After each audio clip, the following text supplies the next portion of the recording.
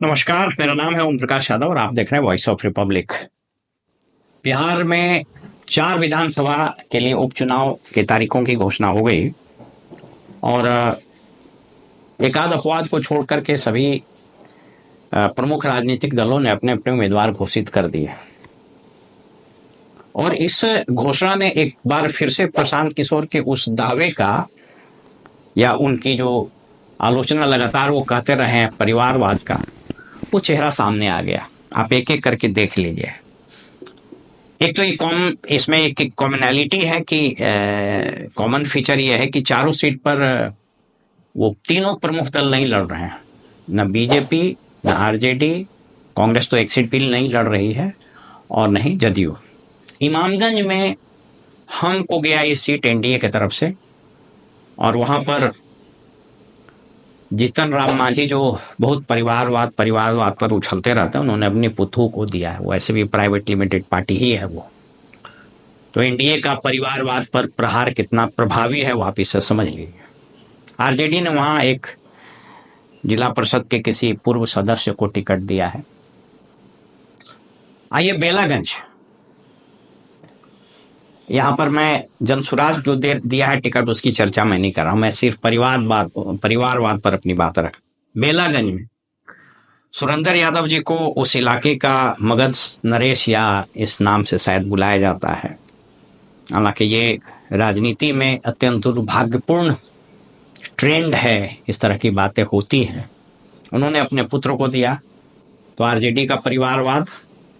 जदयू ने मनोरमा देवी को अगेन, वो भी उस स्थिति में जबकि मनोरमा देवी के घर पर अभी हाल में छापेमारी हुई थी एनआईए, उसके बेटे पर भी हत्या के गंभीर आरोप लगे थे। हालांकि ये बात अलग है कि एनआईए का डीएसपी भी उसमें गिरफ्तार हो गया। इसके बाद आइए, सबसे आश्चर्यजनक लगा रामगढ़ का, जहां जगदानंद सिंह जो बहुत पुराने नेता हैं और अपेक्षाकृत उनकी छवि काफी साफ सुथरी रही है, उनके पुत्र वहां से सुधाकर सिंह थे, वो जीत करके एमपी हो गए और उन्हीं के छोटे भाई को मिल गया। ये बताता है कि पुत्रमोह राजनीति में या कहीं भी कितना स्तर पर चढ़कर बोलता है। लगातार चिल्लाते रहते हैं जगदानंद और आज वहां यही हुआ। तरारी में भाजपा ने सुनील पांडे उनके बेटे को दिया है। सुनील पांडे की क्या छवि है आप लोग सब लोग जानते हैं। तरारी से माले ऐसी पार्टी है जो परिवारवाद से बिल्कुल अछूते ही है, वहां पर एक राजू यादव को दिया है। तरारी से जनसुराज ने जिस व्यक्ति को टिकट दिया था वो एक रिटायर्ड बहुत सीनियर आर्मी का अफसर लेफ्टिनेंट जनरल एसके सिंह को दिया था, लेकिन जो अभी तक जानकारी आ रही है उसके अनुसार उनका वोटर लिस्ट में नाम नहीं है, इसलिए शायद वो फॉर्म नॉमिनेशन नहीं कर पाए। इमामगंज से एक कोई डॉक्टर हैं, डॉक्टर जितेंद्र पासवान या जवाहर पासवान, उनको टिकट दिया गया है।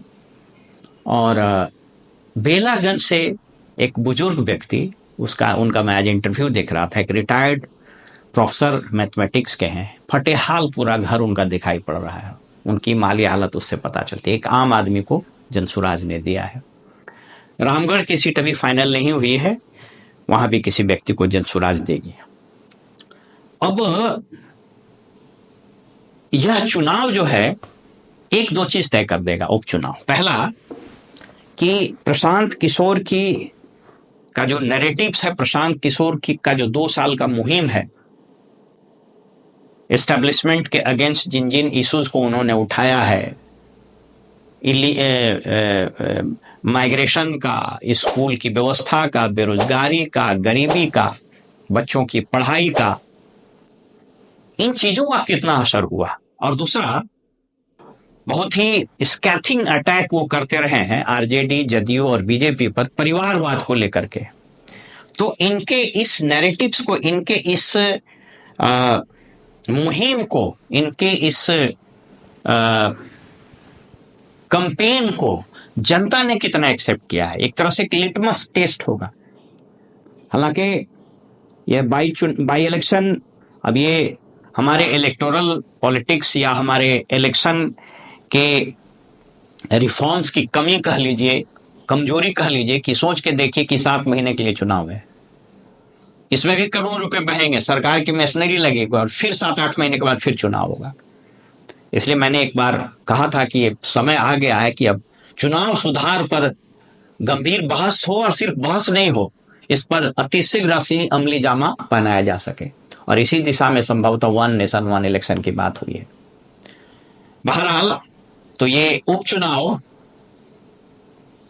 जन सुराज के 2 साल के मेहनत और 2 साल के कैंपेन, 2 साल के स्लोगन और नैरेटिव्स पर क्या मोहर लगाएगी, यह तो परिणाम ही बताएगा। फिलहाल हमें इजाजत दीजिए और आप देखते रहिए वॉइस ऑफ रिपब्लिक।